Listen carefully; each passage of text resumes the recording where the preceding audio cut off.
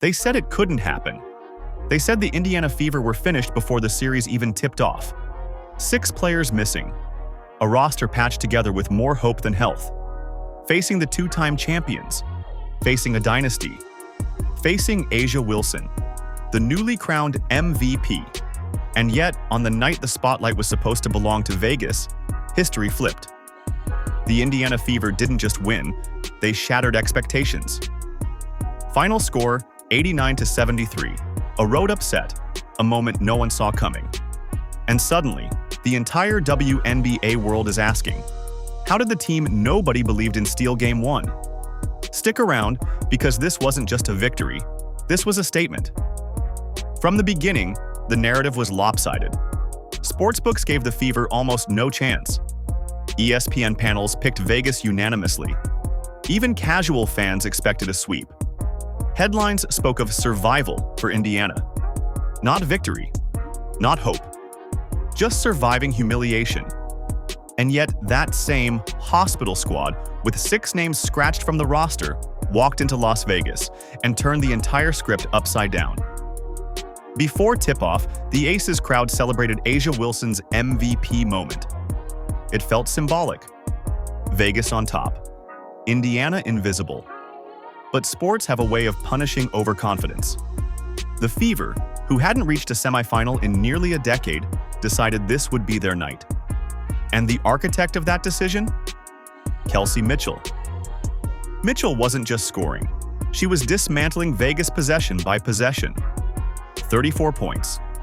12 of 23 from the field. 4 of 6 from deep. Perfect at the line. It wasn't just efficient, it was relentless. And it was historic. The highest scoring output in a Fever playoff game since 2012, and the most points ever by a player in her semifinal debut.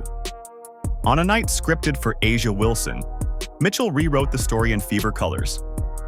After the game, Caitlin Clark, sidelined by injury, kept her message simple. 2 words. Kelsey. Unreal. Even the brightest young star in basketball understood what the world had just witnessed. But here's the truth. Mitchell wasn't alone. This upset was bigger than one scorer. It was a team refusing to play the victim. Aaliyah Boston took the toughest assignment imaginable. Guard A'ja Wilson. Wilson finished with 16 points and 13 rebounds, but anyone watching saw the difference. Boston pushed her off her spots. She forced resets. She made every touch uncomfortable. Vegas didn't lose because Wilson disappeared. They lost because she looked human. Lexie Hull chased Jackie Young all night, turning one of Vegas's most dangerous scorers into a shadow of herself.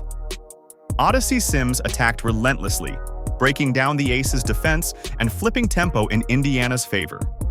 Natasha Howard battled on the boards, posting another double-double. Brianna Turner clogged the paint, forcing Vegas into awkward looks.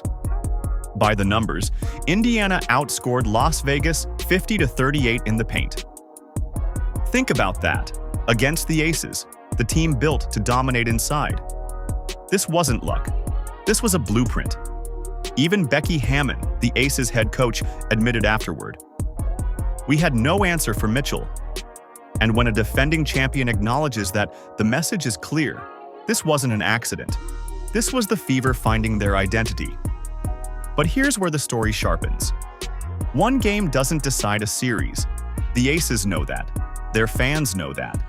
History says nearly 30% of teams who lose Game 1 still come back to win a best-of-5. Vegas has been in this spot before. They know how to adjust. Game 2 will be different. A'ja Wilson won't stay quiet. Jackie Young won't stay locked down. Becky Hammon won't bring the same game plan twice. So the question becomes, can Indiana handle being the team in control? Winning as the underdog is one thing. Backing it up when the opponent throws everything at you, that's a harder test. Can Mitchell find the same rhythm if Vegas traps her at half court? Can Boston frustrate Wilson 2 games in a row? Can Indiana keep dictating tempo instead of reacting? These aren't small questions. They're season-defining. Coach Stephanie White summed it up perfectly. It doesn't matter who's on the floor. We live the we over me. And when you have that, you can do special things. Special. That's exactly what Game 1 was. But now, the Fever stand at the edge of something even bigger. Steal Game 2, and they return home up 2-0, one win from the finals. Lose, and momentum resets, the underdog magic tested once again. This isn't just about one upset. This is about belief. This is about a team the league doubted, now forcing everyone to pay attention. The Fever didn't just shock the world, they reminded us why we watch sports, because anything is possible when a team refuses to quit. And now, one question remains. Can Indiana's miracle turn into a finals run? If you're fired up for the Fever, drop a comment saying fired up below. Don't forget to like this video, subscribe for more breakdowns, and turn on notifications so you never miss the next chapter of this historic playoff run. Because this story is far from over.